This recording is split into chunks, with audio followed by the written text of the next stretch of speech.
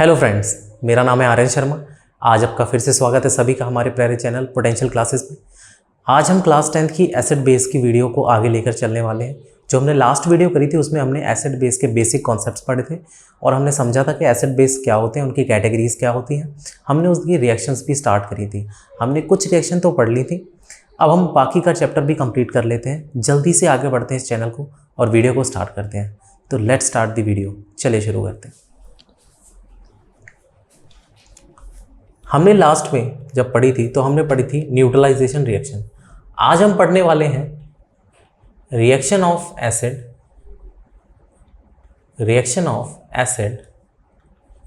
With water. क्या पढ़ने वाले? Reaction of acid with water पढ़ने वाले हैं।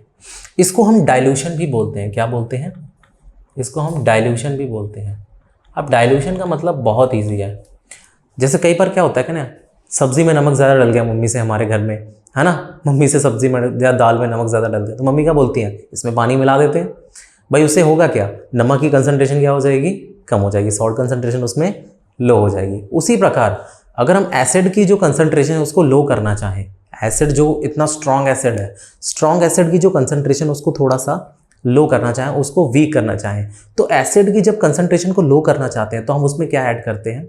वाटर को ऐड करते हैं, जिससे उसमें H पॉजिटिव की कंसंट्रेशन धीमे धीमे डिक्रीज होके उसकी एसिडिक स्ट्रेंथ क्या हो जाती है? लो हो जाती है। बेसिकली हम एसिड को वीक कर रहे हैं। एसिड को वीक करते हैं by adding water, is called dilution. Dilution क्या है? हम डाइल्यूशन में क्या करते हैं, ये बोला जाता है। और एक बात और आपको याद रखना है, ये लाइन NCERT की है और आपको वैसे भी याद रखना है कि हम एसिड को वाटर में ऐड करते हैं, ना कि वाटर को एसिड में। अब ये क्यों है, चलिए देखते हैं। In this reaction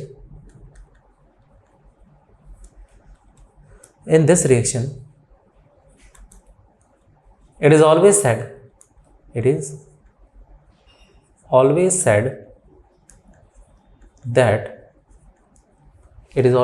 that add acid to water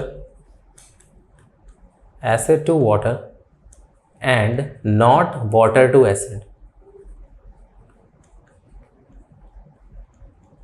and by constantly stirring it,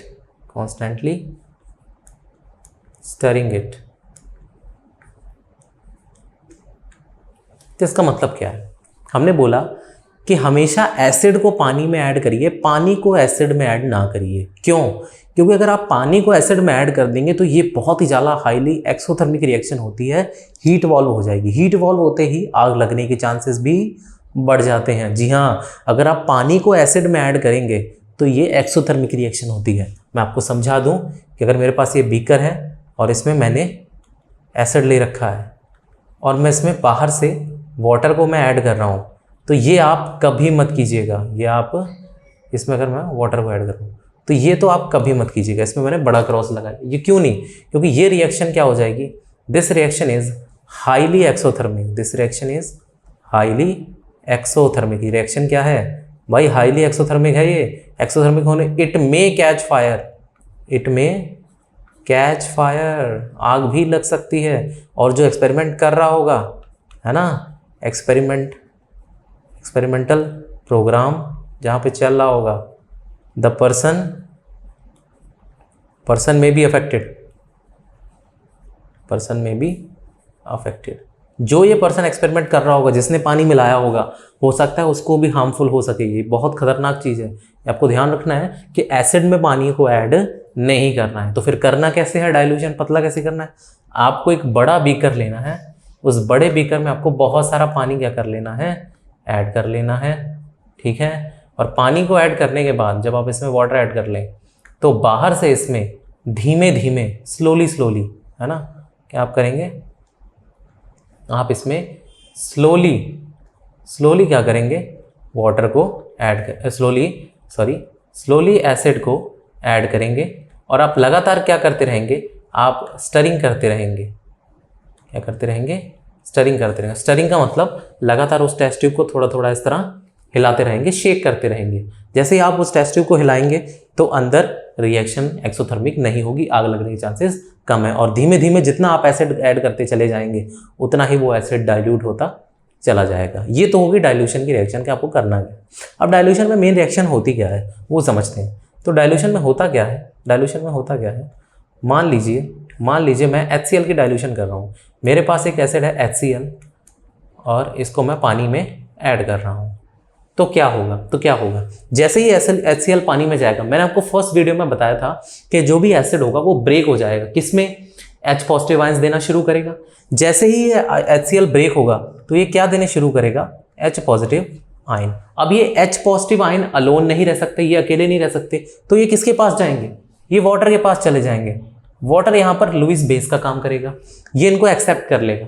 तो क्या बन जाएगा, जो 2 था ना, यहाँ पर कितने हो जाएंगे, H3O, और चार्ज आ जाएगा पॉजिटिव और पीछे रह क्या जाएगा, Cl नेगेटिव। ये रिएक्शन आपकी हो जाएगी, तो आप देख पा रहे हैं जैसे जैसे रिएक्शन प्रोसीड होगी HCl में से उतने ही H पॉजिटिव निकलते चले जाएंगे। जैसे ही H पॉजिटिव निकलते चले जाएंगे तो इस HCl की स्ट्रेंथ क्या हो जाएगी, वीक हो जाएगी। वो क्या हो जाएगी, वीक हो जाएगी। तो हम यहाँ पर लिखते हैं एज द रिएक्शन प्रोसीड्स, हम लिखते हैं एज द रिएक्शन प्रोसीड्स, जैसे ही रिएक्शन चलती चली जाएगी समय के साथ साथ, वैसे ही then concentration of H positive ions will decrease from the acid। Acid में से H पॉजिटिव की कंसंट्रेशन डिक्रीज होनी शुरू हो जाएगी। जैसे ही इसमें से H पॉजिटिव निकलने शुरू हो जाएंगे, इसकी स्ट्रेंथ कम हो जाएगी और एसिड क्या हो जाएगा, एसिड वीक हो जाएगा। Then acid will become week,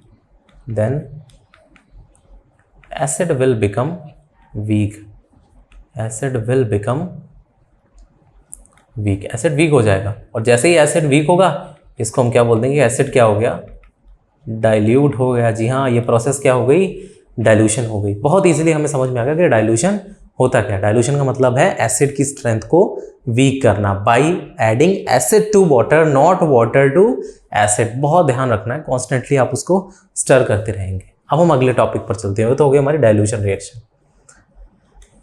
अब अगली जो चीज़ है वो होती है, बहुत इंपॉर्टेंट है, हम एक क्वेश्चन लिखें, हमें कैसे पता लगता है, मैंने आपको स्टार्टिंग की वीडियो में बताया था कि एसिड और बेस की स्ट्रेंथ कैसे पता लगती है। हम कैसे पता लगा सकते हैं कि एक स्ट्रॉन्ग एसिड है और एक वीक एसिड है। अब इसका पता लगाने के लिए हमें बहुत इंपॉर्टेंट टॉपिक पढ़ना है जिसका नाम है, जी हाँ, पीएच। बच्चों के दिमाग में एक मिसकंसेप्शन रहती है कि पीएच है क्या है पीएच। पीएच समझते हैं, आज हम समझते हैं what do you mean by pH. PH में जो पीएच है, ये एक जर्मन वर्ड से लिया गया है। पीएच कहाँ से लिया गया है, this is from a German word. ये एक जर्मन वर्ड से लिया गया है।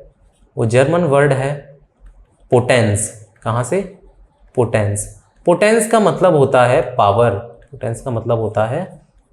पावर। उसी प्रकार से, उसी टाइप से एसिड की पावर और बेस की पावर को हम कंट्रोल करने के लिए नाम क्या दे दिया हमने, पीएच दे दिया। बेसिकली पीएच है क्या, पीएच है कॉन्सेंट्रेशन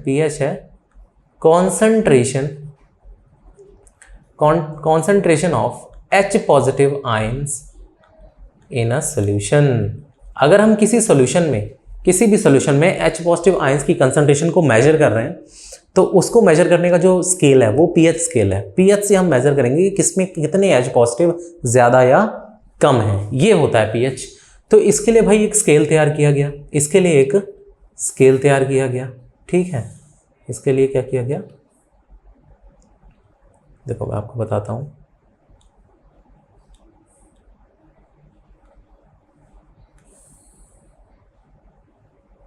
इसके लिए क्या तैयार किया गया, एक स्केल तैयार करा गया। और वो स्केल स्टार्ट कहाँ से होता है, वो स्टार्ट होता है 0 से। 0 1 2 3 4 5 6 7 8 9 10 11 12 13 और लास्ट में 14।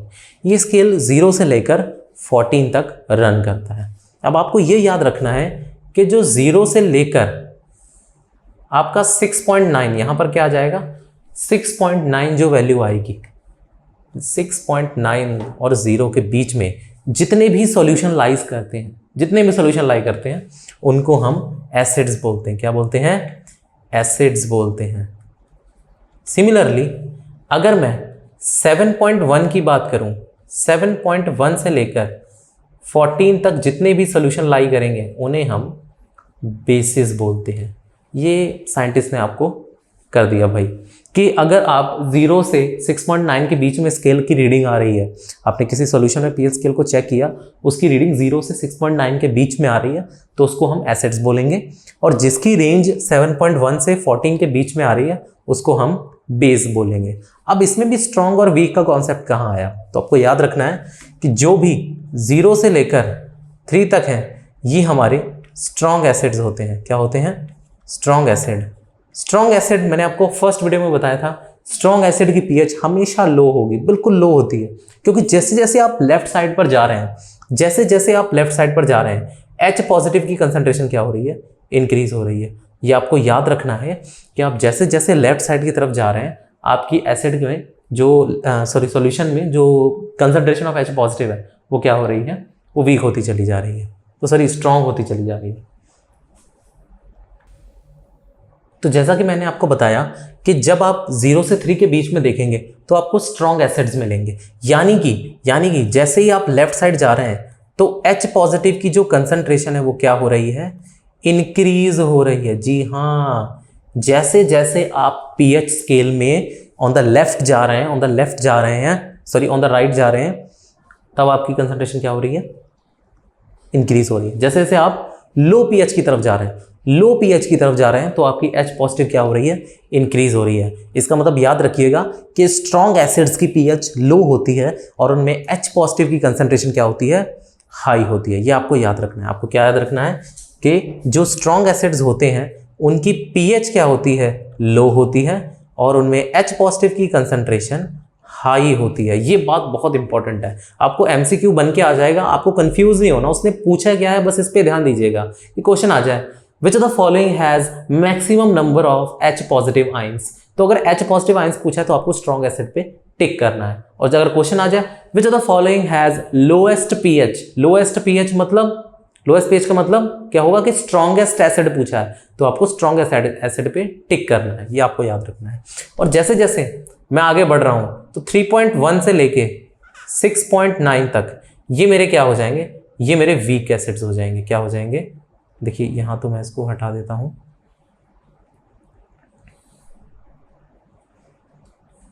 तो आप ध्यान से देखिए, जो आपके यहां पर होंगे ये आपके क्या होंगे? वीक एसिड्स होंगे। और जो वीक एसिड्स होंगे उनकी पीएच क्या होगी? थोड़ी सी हाई होगी। पीएच क्या होगी? थोड़ी सी हाई होगी। हाई का मतलब ये नहीं कि 7 के ऊपर चली जाएगी, हाई का मतलब ये होगी कि 3 से ऊपर होगी। 3 से क्या होगी? ऊपर होगी, और 7 से हमेशा नीचे होगी। ये आपको याद रखना है, उनकी 3 से ज़्यादा होगी और 7 से कम होगी। ये वीक एसिड्स होते हैं। इनमें H पॉजिटिव की कंसंट्रेशन भी स्ट्रॉन्ग के मुकाबले कम होती है, उसी प्रकार आप उस तरफ आ जाइए। अब अगर आप 7.1 से आगे चलेंगे तो 7.1 से लेकर 11 तक हम मानते हैं कि ये होते हैं वीक बेसिस। क्या होते हैं? Weak basis. और 11 से लेकर 14 तक हम मानते होते हैं स्ट्रॉन्ग बेसिस। अब देखिए, जैसे मैंने अभी बोला था कि यहां जाते हुए H पॉजिटिव की कंसंट्रेशन बढ़ती है, सिमिलरली वहां जाते हुए देखिए आप, वहां दूसरी तरफ राइट हैंड से यहां पर जाते हुए हमारे क्या होते हैं? OH नेगेटिव की कंसंट्रेशन क्या होती है? इंक्रीज होती चली जाती है। तो अब देखिए, जिसकी पीएच 14 होगी उसमें सबसे ज्यादा OH नेगेटिव आयन होंगे और वो बहुत ही ज्यादा स्ट्रॉन्ग बेस होगा, ठीक है। और जिसकी पीएच यहां पर देखिए, स्ट्रॉन्ग बेस की पीएच क्या होती है? पीएच बहुत हाई होती है। स्ट्रॉन्ग बेस की पीएच बहुत हाई होती है, और हाई होने के साथ उसमें OH नेगेटिव की कंसंट्रेशन भी हाई होती है, ठीक है। और इसकी पीएच हाई है, ठीक है। और वीक बेस की पीएच इनसे लो होती है और 7 से ऊपर। देखिए, जो वीक बेस है उनकी पीएच 7 से क्या होती है? ऊपर होती है, और वहीं 11 से क्या होती है? नीचे होती है। ये आपको याद रखना है। जो वीक बेस है उनकी 7 से ऊपर होगी और 11 से नीचे होगी, ये आपको याद रखना है। और जो स्ट्रॉन्ग बेस है उनकी 11 से ऊपर होती है और 14 तक चलती है, 14 तक जाती है, ये आपकी स्ट्रॉन्ग बेस है। तो इस तरह से इस स्केल की तरफ, इस स्केल की मदद से, इस स्केल के थ्रू हम पता लगाते हैं कि स्ट्रॉन्ग और वीक बेस क्या है। ये पीएच स्केल हमारा है जो हमें कंसंट्रेशन बताता है एच और वेज की। पीएच बहुत इंपॉर्टेंट है। अब इसका रोल हम आगे पढ़ते हैं। हमने पीएच सारा समझ लिया, अब हम इसका रोल पढ़ते हैं कि आम जिंदगी में इसका क्या रोल है। तो आम जिंदगी में आइए इसके रोल पढ़ते हैं। हम हेडिंग डालेंगे, what do mean by role of pH in daily life. Daily life में हम पीएच को कहाँ कहाँ देखते हैं, जो हमारा इंपॉर्टेंट रोल है। नंबर वन, कई प्लांट और एनिमल पीएच सेंसिटिव होते हैं, ये आपको याद रखना है। Number one, animals and many plants, animals and many plants, also many fishes या many aquatic animals, many aquatic animals are very pH sensitive, are very pH sensitive. तो आपको पता है एक कॉन्सेप्ट होता है एसिड रेन। एसिड रेन जब होती है ना, तो उसका पानी जब नदियों में चला जाता है, रिवर्स में, लेक्स में, पॉन्ड्स में जाता है, तो वो एसिड पानी की जो एसिड वाला पानी जो होता है एसिड रेन का, वो पानी की पीएच बहुत लो कर देता है। और पानी की पीएच लो होने की वजह से वहाँ पर जो जीव जंतु फ्लोरा फोना ग्रो हो रहा है उसकी डेथ होनी शुरू हो जाती है। इससे एक्वेटिक जो हमारा बायोडाइवर्सिटी है वो खराब हो रही है। तो ये तो बहुत बड़ा नुकसान है। अब एसिड रेन करती क्या है, सुनिए आप क्या होगा। जो एसिड रेन होती है, acid rain goes into the water bodies, goes into water bodies like rivers, lakes, ponds, etc. है ना, यहां पर जाती है ये एसिड रेन, यहां पर चली जाती है। ठीक है, जैसे ही एसिड रेन वहां जाएगी, एसिड रेन की जो पीएच होती है ना, एसिड रेन की जो पीएच होती है वो बिलो होती है किसके, 5.6 से भी नीचे पीएच हो जाती है। तो बहुत एसिडिक हो गया पानी के हिसाब से। तो इससे होता क्या है, this results in loss of aquatic biodiversity. जो aquatic बायोडाइवर्सिटी का मतलब aquatic प्लांट्स और aquatic एनिमल्स, फिशेस वगैरह, जो उसमें मछलियां होंगी, एनिमल्स में ज़्यादातर फिशेस है ना, टैडपोल्स वगैरह, उनकी डेथ होनी शुरू हो जाती है। और वो खत्म हो गए तो हमारी बायोडाइवर्सिटी पे इफेक्ट पड़ रहा, हमारी बायोडाइवर्सिटी भी खत्म हो रही है। ये एसिड रेन का नुकसान है। इससे देखो पीएच का रोल आपको पता लग रहा है। अगर पीएच ना होती तो हमें पता ही नहीं लगता कि एसिड रेन नाम की भी कोई चीज़ होती है, एसिड और बेस भी कोई चीज़ होती है। तो पीएच बहुत इंपॉर्टेंट है हमारी डेली लाइफ में, तो ये आपको याद रखना है। अब मैं आपको साइड में एक ये चीज़ भी बता दूं कि एसिड रेन होती कैसे, और उससे रिलेटेड एक PYQ भी करा देता हूँ जो पहले बोर्ड्स में क्वेश्चन पूछा गया है। तो सुनिए होता क्या है। एसिड रेन कब होती है, जब फैक्ट्रीज की चिमनीज, जहां पर फैक्ट्री होगी ना वहां पर चिमनी लगी होती है, इन चिमनीज में से धुआं बाहर आता है। ये चिमनी होती है ना, चिमनी में से धुआं बाहर आता है, और उस धुएं में, उस स्मोक में गैसेस होती हैं। कौन सी गैसेस, उसमें सल्फर की गैसेस होती हैं और नाइट्रोजन की गैसेस। मैं आपको बता दूं, उसमें SO3 सल्फर ट्राइऑक्साइड और NO2 ऐसी गैसेस मौजूद होती हैं। नाइट्रोजन डाइऑक्साइड, सल्फर डाइऑक्साइड ऐसी गैसेस जो हैं मौजूद होती हैं। NO3 जैसी गैसेस भी और भी मौजूद होती हैं। तो जब ये गैसेस ऊपर जाती हैं और जब रेन होती है, देखिए होता क्या है इसके ऊपर, समझिए ये चीज आपको मैं समझाता हूं।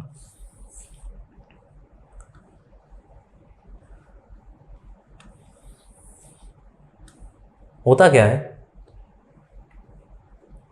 जब ये गैसेस ऊपर उड़कर जाएंगी तो ऊपर हमारे बादल होते हैं, है ना, ये हमारे क्लाउड्स हैं। क्लाउड्स जब रेन करते हैं, है ना, क्लाउड्स जब रेनिंग होती है, रेनिंग में क्या आ रहा है, वाटर, रेनिंग में क्या आ रहा है, वाटर, और ये गैसेस जाकर वाटर से रिएक्ट कर जाती हैं। अगर गैस जाकर SO3 पानी से रिएक्ट कर जाए तो क्या बनता है, H2SO4। देख लीजिए आप, ध्यान से देख लीजिए, H2SO3 था, ये ऑक्सीजन यहां ऐड हुई तो कितनी हो जाएंगी, 3 पहले थी, एक और आगे कितनी होगी, 4, H2SO4। बहुत स्ट्रॉन्ग एसिड है, मैंने आपको फर्स्ट वीडियो में बताया था, king of all acids, sulphuric acid बन जाता है। ये देखिए सल्फ्यूरिक एसिड, समझ गए, सल्फ्यूरिक एसिड। तो ये तो बहुत स्ट्रॉन्ग एसिड है, ये तो pH बिल्कुल लो कर देगा रेन की, है ना, रेन हो रही है ना, तो वहां पर बन गया एसिड। सिमिलरली अगर पानी किससे जुड़ जाए, NO2 से जुड़ जाए तो क्या बन जाएगा, HNO3 बन जाएगा।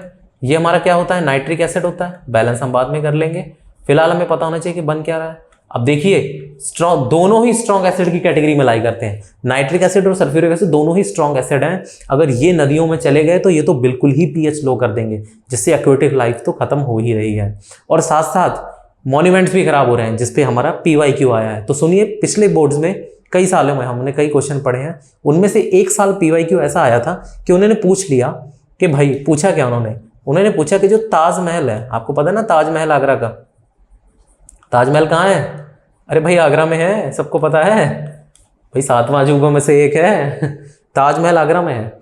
अब ताजमहल आपको पता है जो पूरा मॉन्यूमेंट है वो किससे बना हुआ है, मार्बल से। ताजमहल किससे बना हुआ है, ताजमहल बना हुआ है मार्बल से, पता होना चाहिए आपको। और मार्बल क्या होता है, मार्बल होता है कैल्शियम कार्बोनेट, लाइमस्टोन। क्या होता है, लाइमस्टोन। अब होता क्या है, जब एसिड रेन होती है, देखिए आगरा के बगल में बसा हुआ शहर कौन सा शहर है, मथुरा शहर है। वहां पर फैक्ट्रीज लगी हुई हैं और वहां से यही गैसेस निकलती हैं। जो मथुरा इंडस्ट्री है ना, मथुरा में लगी हुई है इंडस्ट्री, आगरा से सटे हुए शहर मथुरा में लगी हुई है। क्या लगी हुई है, बड़ी बड़ी फैक्ट्रीज लगी हुई हैं वहाँ पर, बड़ी बड़ी फैक्ट्रीज लगी हुई हैं। उन फैक्ट्रीज का जो SO3 और नाइट्रोजन डाइऑक्साइड का जो स्मोक है वो यहाँ पहुँचता है, धुआं प्रोड्यूस, जो भी पॉल्यूशन है वो गैसेस कहाँ पहुँच रही हैं, पॉल्यूशन से आगरा आती हैं। वो गैसेस मिलकर एसिड रेन करती हैं। एसिड रेन किस पे गिरेगी आके, ताजमहल पे। ताजमहल के मार्बल पर गिरते ही कैल्शियम कार्बोनेट से एसिड क्या कर जाता है, रिएक्ट कर जाता है। जैसे ही मैंने आपको बताया था ना कि कैल्शियम कार्बोनेट एक बेस है, और अगर इससे H2SO4 रिएक्ट कर गया तो क्या बन जाएगा, कैल्शियम सल्फेट प्लस CO2 और वाटर। ये मैंने आपको पिछली वीडियो में रिएक्शन कराई थी, आपको याद होगा। एसिड की रिएक्शन मेटल के कार्बोनेट से मैंने कराई थी। अगर मेटल के कार्बोनेट से रिएक्शन हो तो मेटल का बन जाता है सॉल्ट, और CO2 वाटर क्या हो जाता है, आउट हो जाता है। तो ये जो रिएक्शन है, इससे ताजमहल क्या हो रहा है, ताजमहल कोरोड होता चला जा रहा है। तो उसका रंग जो प्योर वाइट था, वाइट से अब येलोइश होता चला जा रहा है। ये क्वेश्चन आपसे पूछा जाएगा कि ताजमहल का कलर एसिड रेन की वजह से, एसिड रेन नहीं बताएंगे वो, तो ये भी नहीं बताएंगे, वो बोलेंगे कि ताजमहल का कलर जो है वो जो बिल्कुल प्योर वाइट था उससे येलोइश क्यों होता चला जा रहा है, येलोइश टिंच क्यों आ रहा है। आपको ये रीजन देना पड़ेगा कि एसिड रेन की वजह से मार्बल क्या हो रहा है, कोरोड हो रहा है, वहां पर रिएक्शन हो रही है, वहां पर मेटल कार्बोनेट की एसिड बेस न्यूट्रलाइजेशन रिएक्शन हो रही है। क्या हो रही है, न्यूट्रलाइजेशन रिएक्शन हो रही है। तो ये PYQ भी मैंने आपको करवा दिया। अब आगे बढ़ते हैं। अगला रोल हमारा जो है pH का, वो है सॉइल में। अगला रोल हमारा कहाँ है, रोल इन सॉइल। अब सॉइल में कैसे रोल है भाई, हमारा इंडिया तो वैसे एग्रीकल्चर के लिए कितना प्रमोटेबल है ना। तो जब हमारी सॉइल पे एग्रीकल्चर जो चल रहा है, एग्रीकल्चर और जो क्रॉप प्रोडक्शन है वो एक प्रॉपर pH पर होता है। जो हमारी क्रॉप है ना वो भी एक pH पर काम करती है। जो सॉइल की pH है ना, वो आपको याद रखनी है कि 5.5 से लेके 7 तक मानी जाती है। ये बेस्ट pH है, ये बेस्ट pH मानी जाती है किसके लिए, क्रॉप प्रोडक्शन के लिए। जो बेस्ट pH किस लिए मानी जाती है, क्रॉप प्रोडक्शन के लिए मानी जाती है। अगर आप इससे ज़्यादा एसिडिक कर देंगे और उससे ज़्यादा बेसिक कर देंगे तो फिर क्रॉप की प्रोडक्शन पे क्या पड़ेगा, इफेक्ट पड़ेगा, बिल्कुल प्रोडक्शन पर इफेक्ट पड़ेगा। इसमें हम लिखेंगे, है ना, क्या लिखेंगे, slightly change in pH, slightly change in pH of soil.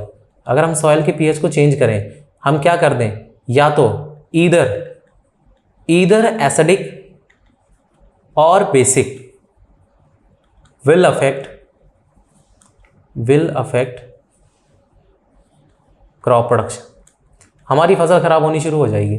जी बिल्कुल, जो भी हमारी फसल या क्रॉप है वो एक प्रॉपर pH पे काम करती है। उसकी pH है 5.5 से लेकर 7 के बीच में। अगर हम ज़्यादा बेसिक कर देंगे या ज़्यादा एसिडिक कर देंगे तो हमारी फसल पे नुकसान पड़ेगा ही पड़ेगा। इसका रोल भी हम pH में देख पा रहे हैं, pH का रोल हम सॉइल में देख पा रहे हैं। तो ये रहा सॉइल में रोल। अगला रोल जो है वो हमारा डाइजेशन से रिलेटेड है। रोल इन डाइजेशन, किस में रोल है, रोल इन डाइजेशन। अब डाइजेशन में क्या रोल है, जैसे मैं आपको लाइफ प्रोसेस चैप्टर में भी पढ़ाऊंगा।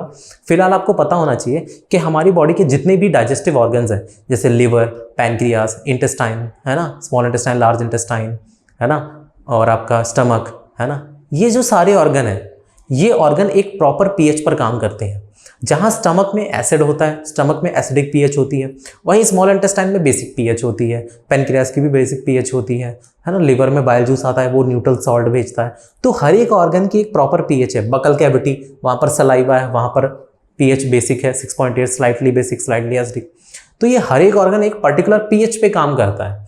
अगर हम उसकी पीएच को चेंज करने की कोशिश करें तो वहाँ पर जो चीज़ डाइजेस्ट हो रही होगी वो वहाँ डाइजेस्ट नहीं होगी। There will be no digestion of that particular substance at that organ. होगा क्या, मैं आपको एग्जांपल से समझाता हूँ। every organ has its own pH, has its own fixed pH, है ना। अब हर एक ऑर्गन की अपनी एक फिक्स पीएच होती है। इफ वी alter if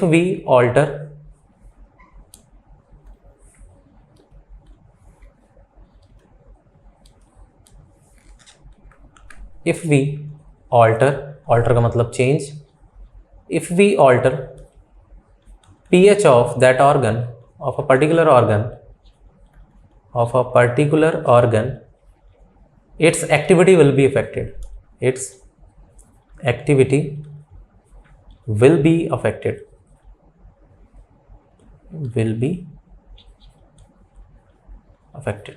मैं आपको एग्जांपल के तौर पे बताता हूँ। मान लीजिए स्टमक की बात करें तो आप सभी को पता है कि स्टमक में एक एसिड मौजूद होता है जिसका नाम है HCl। तो स्टमक का पीएच क्या होगा? स्टमक का पीएच होता है लो।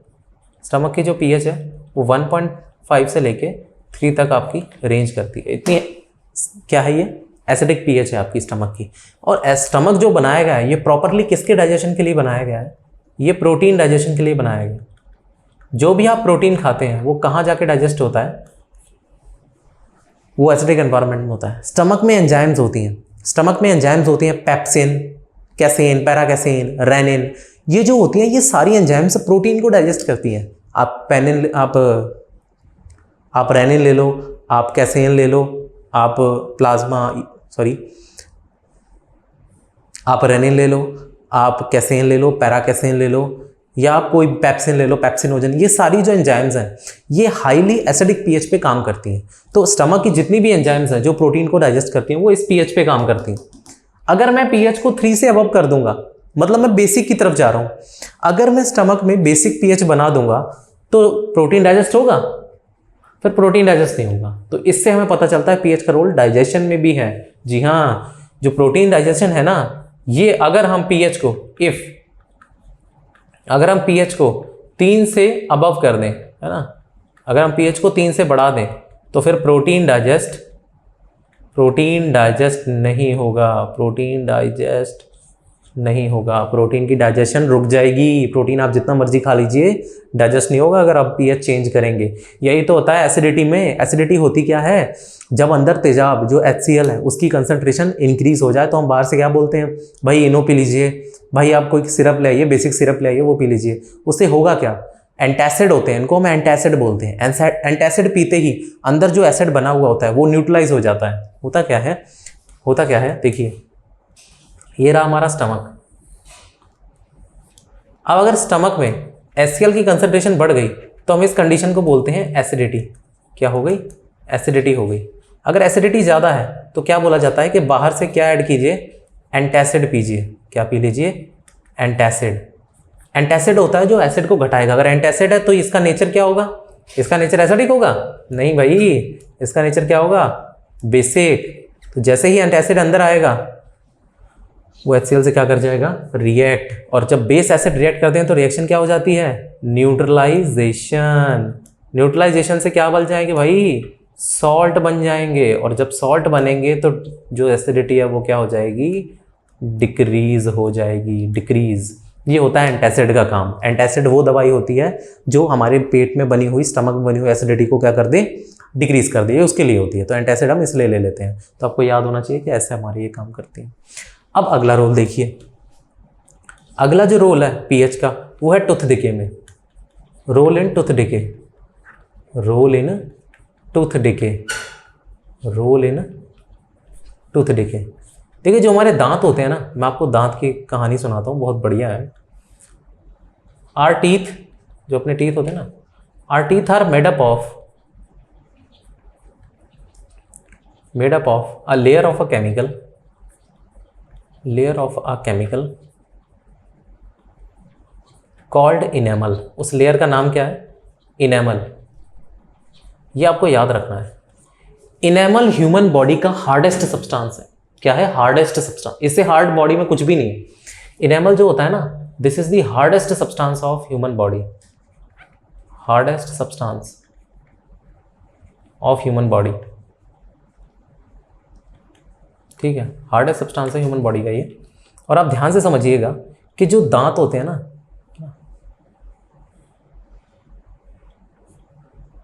ये हमारा टीथ, टूथ के ऊपर लेयर होती है, इसके ऊपर लेयर होती है, ये है ना, ऐसे ऊपर, इसके ऊपर लेयर होती है, इसके ऊपर ये लेयर चढ़ी हुई है, ठीक है ना। इसके नीचे डेंटाइन लेयर भी होती है, आप आगे हायर क्लासेस में पढ़ेंगे। फिलहाल मैं इसको ऊपर की लेयर को आपको दिखा रहा हूँ। जो ये ऊपर की लेयर मैंने बना रखी है, ये ब्लू कलर की जो लेयर है, यही क्या है? इनेमल है। ये क्या है? ये इनेमल है, इनेमल की लेयर है। ये किसकी बनी होती है? ये किसकी बनी होती है? ये बनी होती है, तो मैंने क्या बोला, इनेमल जो होती है वो कैल्शियम फॉस्फेट के एक डेरिवेटिव से बनी होती है, जिसका नाम भी मैं आपको बता देता हूँ। ये बनी होती है कैल्शियम हाइड्रोक्सी एपेटाइट। ये एक नाम है केमिकल का, कैल्शियम हाइड्रोक्सी एपेटाइट। ये एक केमिकल है जो कैल्शियम फॉस्फेट से ही बना होता है। इसका फॉर्मूला आपको याद नहीं रखना, लेकिन कैल्शियम फॉस्फेट का आप फॉर्मूला याद रखिएगा। कैल्शियम फॉस्फेट का फॉर्मूला होता है कैल्शियम PO4 ट्वाइस। ये आपको याद रखना है, ठीक है। कैल्शियम फॉस्फेट आपको याद रखना है कि आपको इसमें ये डेरिवेटिव से बनी हुई है ये लेयर। अब देखिए होता क्या है कि जब बैक्टीरिया, हमने कुछ खाया, हमने फूड खाया, फूड हम एसिडिक भी खाते हैं, बेसिक भी खाते हैं, शुगर्स भी खाते हैं। हमने शुगर खा ली मान लो, और वो शुगर जाकर कहाँ डिपॉजिट हो गई? दांत में, ठीक है। मान लो यहाँ पर शुगर के मॉलिक्यूल्स क्या हो गए? फंस गए। हमने मिठाई खा ली थी, मान लीजिए आपने मिठाई को पेल के खा ली, आप कहीं फंक्शन में गए, आपने मिठाई दब के खाई, खूब दब के रच के मिठाई खाई, तो यहाँ पर क्या हो गए? शुगर के मॉलिक्यूल इकट्ठे हो गए, ठीक है। और आपने ब्रश नहीं किया आपने क्या नहीं किया? ब्रश नहीं किया। तो जो लोग ब्रश नहीं करते, देखिए उनके में कितनी दिक्कत है, क्यों दांत खराब होते हैं। अब ब्रश नहीं किया तो यहाँ पे शुगर इकट्ठी रहेगी, और यहाँ पर ग्रो क्या कर जाएंगे? यहाँ पर ग्रो करेंगे माइक्रोब्स। जी हाँ, जहाँ पर शुगर है ना, यहीं पर किसकी ग्रोथ शुरू हो जाएगी? ग्रोथ ऑफ माइक्रोब्स, यानी ग्रोथ ऑफ बैक्टीरियाज। अब बैक्टीरिया क्या करेंगे? वो इस शुगर को यूज़ करके शुगर को डिग्रेड, इनकी डिग्रेडेशन शुरू कर देंगे, मतलब इसको तोड़ना शुरू कर देंगे। अब जब वो शुगर को डिग्रेडेट करेंगे तो बैक्टीरिया रिलीज करते हैं एसिड्स। क्या रिलीज करते हैं? वो एसिड रिलीज करते हैं। जैसे ही एसिड रिलीज करते हैं तो ये जो बेसिक लेयर है, ये किसकी बनी हुई है? बेस। कैल्शियम फॉस्फेट क्या होता है? बेस। और बैक्टीरिया ने क्या रिलीज किया? एसिड। ये एसिड इस लेयर को गलाता हुआ चला जाएगा, ये इनेमल के बीच में से ऐसे पोर कर देगा। क्या कर देगा? छेद कर देगा भाई। ये इनेमल को जैसे ही डिग्रेड होगा तो ये एसिड क्या करेंगे? ये इनेमल लेयर को, इनेमल जो लेयर बनी हुई है, इसको क्या कर देंगे? कोरोड कर देंगे, इसको डिग्रेडेट कर देंगे, इसको डिग्रेड कर देंगे। जैसे ही इनेमल लेयर खराब हुई तो इनमें दांतों में क्या हो जाएंगी? कैविटीज हो जाती हैं। उसको बोलते हैं कि दांत क्या हो गए? खराब हो गए, हमारे दांत क्या हो गए? खराब हो गए।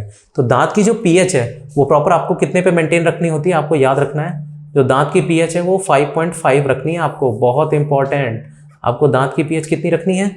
5.5। इससे बिलो और इससे अबव नहीं होनी चाहिए, नहीं तो आपकी कैविटीज स्टार्ट हो जाएंगी, बैक्टीरिया की ग्रोथ स्टार्ट हो जाएगी। ये आपको याद रखना है। तो यहाँ पर भी पीएच का रोल देखने को मिल रहा है। इसके लिए क्या करें? आप डेली ब्रश करें। ब्रश में टूथपेस्ट होता है, टूथपेस्ट में क्या होते हैं? बेस होते हैं। आप टूथपेस्ट करेंगे तो बेस जो बैक्टीरिया ने रात में, सारी रात आप वहाँ पर बैठकर अपने घर बना रखा था, उन्होंने एसिड रिलीज कर रखा था, सुबह आप उठ के आपने ब्रश किया, आपने बेस वहाँ पर डाला, वैसे ही वो एसिड क्या हो गया? न्यूट्रलाइज हो गया। आपके दांत साफ रहेंगे, बचे रहेंगे, आपको बचा के रखेंगे। ये हो गया रोल इन टूथ डिके, बहुत इंपॉर्टेंट। ये हो गया टूथ डिके। और जो लास्ट है वो है हमारा role in self defence, role in self defence बहुत इंपॉर्टेंट, मैं आपको समझा देता हूँ ये क्या होता है role in self defence. Many insects and plants contain acid to protect themselves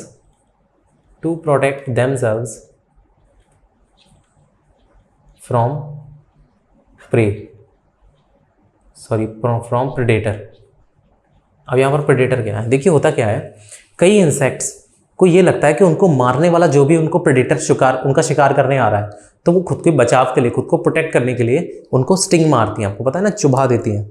जैसे ही स्टिंग मारती हैं वो, तो वहाँ पर क्या रिलीज़ करती हैं वो एसिड रिलीज़ करती हैं। तो आपको पता होना चाहिए, जैसे कि एंट की बात करूँ मैं, आपको पता है ना, चींटियाँ, पंजाबी में हम उसे कीड़ियाँ बोलते हैं हमारे यहाँ। एंट्स जो होती हैं ना, एंट्स, इनके स्टिंग में एसिड होता है, इनके स्टिंग में एक एसिड होता है जिसका नाम याद रखना है, मीथेनोइक एसिड। क्या नाम होता है? मीथेनोइक एसिड, जिसका मैं आपको फॉर्मूला भी बता देता हूँ, HCOOH इसका फॉर्मूला होता है। इसे हम फॉर्मिक एसिड भी बोल देते हैं। फॉर्मिक एसिड क्या बोलते हैं? Formic acid. फॉर्मिक एसिड या मिथेनोइक एसिड इनके स्टिंग में होता है। सिमिलरली यही चीज आपकी हनी बीज में भी होती है, हनी बीज में भी यही होता है।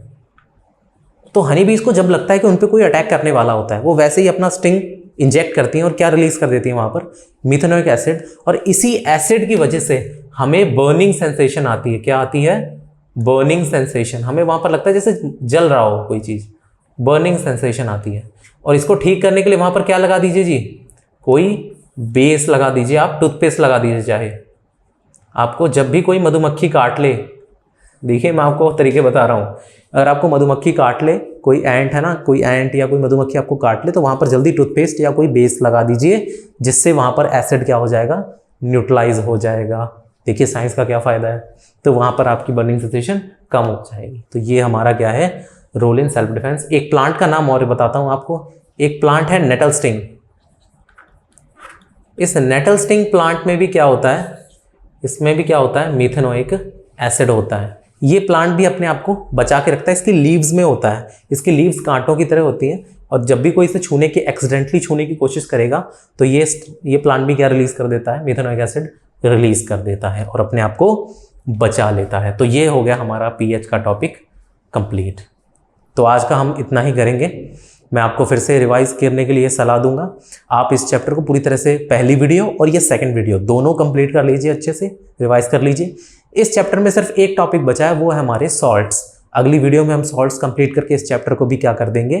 कंप्लीट कर देंगे। इस चैप्टर के बाद हम इसके PYQ देखेंगे, और फर्स्ट चैप्टर के हमारे PYQ पेंडिंग है, उनको इकट्ठा एक वीडियो में बनाने की कोशिश करेंगे। जल्दी से वन शॉट बनाएंगे और उसमें हम फर्स्ट चैप्टर और सेकंड चैप्टर के PYQs कंबाइन कंप्लीट करेंगे। तब तक के लिए आप इसको रिवाइज करिए और बने रहिए हमारे साथ हमारे चैनल पोटेंशियल क्लासेस में। अगर वीडियो पसंद आई हो तो जल्दी से लाइक कीजिए, नीचे कमेंट कीजिए, बहुत सारे कमेंट्स आपके प्यार दीजिए हमें, और मैं आपसे विदा लेना चाहूँगा। Thank you. लाइक करें, सब्सक्राइब करें, शेयर करें हमारा चैनल। धन्यवाद।